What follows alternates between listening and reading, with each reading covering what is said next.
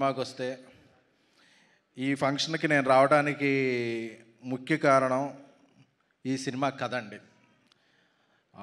జర్నలిస్ట్గానే career start చేసి కథకుడిగా మారిన సుబ్బు గారు, ఆయన మా అందరికీ ఒక గ్రూప్ ఉండేదండి. ఎప్పుడు ఆ గ్రూప్లో మంచి ఎంటర్టైన్మెంట్ బిట్స్ పెట్టేవాళ్ళు ఆయన.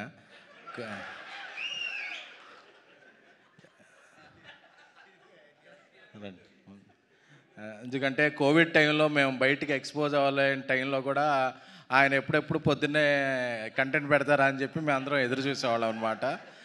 ఆయన తెలుగు, తమిళ, పాశ్చాత్య దేశాల అన్ని దేశాల ఎంటర్టైన్మెంట్ కంటెంట్ ఆయన దగ్గర ఒక కలెక్షన్ ఉండేది.